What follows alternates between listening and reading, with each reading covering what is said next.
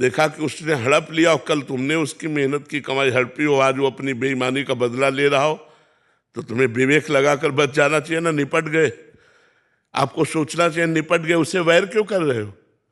पूर्व प्रारब्ध, पूर्व का किया हुआ कर्म आज तुम्हारी सफलता को लूट रहा है। तो वो लूट नहीं रहा, वो अपना हिसाब ले रहा है। वो अपना हिसाब, वो तुम्हारा पुत्र बनकर, तुम्हारा मित्र बनकर के, तुम्हारा रिश्तेदार बनकर, तुम्हारा सहयोगी बनकर वो तुम्हारे साथ ऐसा कार्य करेगा जिससे तुम्हारी हानि होगी। इसलिए हानि होगी क्योंकि तुमने हानि की थी, वो अपनी हानि का बदला ले रहा है। वैसे उसकी बुद्धि हो जाएगी, वैसे वो कार्य करेगा। तो हमको ये समझना चाहिए जब हमारे साथ बेईमानी हो कि मैंने किसी की बेईमानी की थी, मेरा हिसाब बराबर हो गया, राधा राधा, अब मुझे आगे चलना चाहिए। इससे द्वेष नहीं करना चाहिए, नहीं तो नया कर्म बन जाएगा। अगर उससे द्वेष की, नफरत की, लड़ाई की तो नया कर्म बन गया और आपको भोगना पड़ेगा। इसलिए मुझे नया कर्म नहीं करना। राधे श्याम, तुम्हारा हिस्सा जितना था तुम ले गए, अब ठीक है। अगर हमारा है तो उसे कोई नहीं ले जाएगा। और किसी का कर्जा नहीं रखना चाहिए। अगर अपनी जानकारी में किसी का कर्जा हो तो किसी का कर्जा नहीं रखना चाहिए। तो हमें किसी की बेईमानी नहीं करनी, लेकिन कोई हमारी बेईमानी कर लेता है तो कबीरा खुद को ठगाइए, जा खाओ जाके।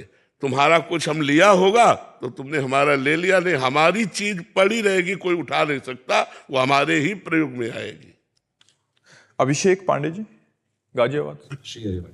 राधे राधे महाराज जी। महाराज जी, हमारी आध्यात्मिक परंपरा में कहा गया है कि गुरु शिष्य का चयन स्वयं करते हैं, पर यदि गुरु को प्राप्त करने की ऐसा नहीं है, मन में पैदा हो, केवल ऐसा ही नहीं है, एक पक्ष नहीं है, दोनों पक्ष है।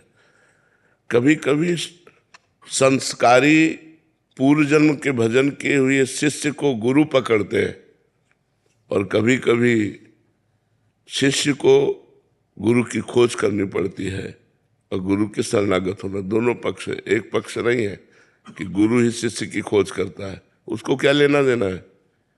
वो आप्त काम महापुरुष है, उसको शिष्य की जरूरत क्या है? वो तो भगवत प्रेरित होकर के पूर्व साधना जिसकी भ्रष्ट हो गई है और वो जन्मा है, तो वो जाकर के उसको ए उठ चल। जैसे हमारे जन्म होने के समय, जब हमारा जन्म हुआ तो नैमिषारण्य के एक संत आए, हमारे पिताजी से पूछा चिलवा आया है क्या? तो उनका महाराज जी कोई संत तो आए नहीं। नहीं, बोले तुम्हारे घर में कुछ हुआ है क्या? बोले हाँ लड़का हुआ है। बोले हाँ चिलवा आया, हम समय आएगा तब निकाल देंगे।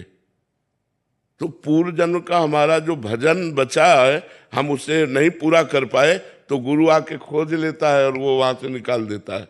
नहीं तो प्रायः शिष्य को ही गुरु की खोज करनी पड़ती है। गुरु आप्त काम होते हैं, उनको किसी की जरूरत होती नहीं है।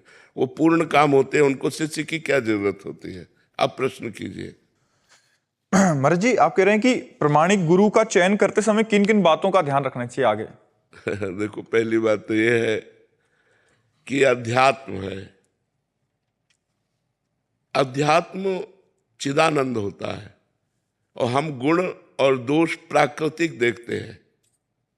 प्राकृतिक गुण दोषों से गुरु की पहचान नहीं हो सकती, क्योंकि प्राकृतिक गुण का नाटक तो एक फिल्म में भी करने वाला जो साधु का रोल करता है वो सम्यक रोल करता है। तो अगर गुण हम देखेंगे तो सम्यक नाटक कर रहा होगा तो उस पाखंडी है, लेकिन वो रोल पूरा सम्यक साधु का कर रहा है। तो आप लक्षण मिलाएंगे, आपको मिल जाएंगे, लेकिन वो साधु है नहीं, वो तो रोल कर रहा है साधु का। तो बाहरी गुणों से हम साधुता को नहीं पहचान सकते। उसे कुछ लक्षण बाहरी वर्णन किए गए हैं। तितिक्षवा, जो महान सहनशील हो, गर्मी सर्दी बरसात, लाभ हानि मान अपमान दुख सुख सबको सहने वाला हो। कारुणिका, उस सब पर करुणा करने वाला हो, उसका स्वभाव सब पर दया करना हो। सर्वभूत हिते रताहा, वो समस्त भूतों में हित की भावना रखता हो और स्वयं भगवान के चरणारविंद की भक्ति से युक्त, और जो उसके सामने पहुंच जाए उसको पहुंचते ही शांति, एक ऐसा अपनापन लगे कि इनको मैंने देखा पहली बार लेकिन लग रहा है ये मेरे अपने हैं।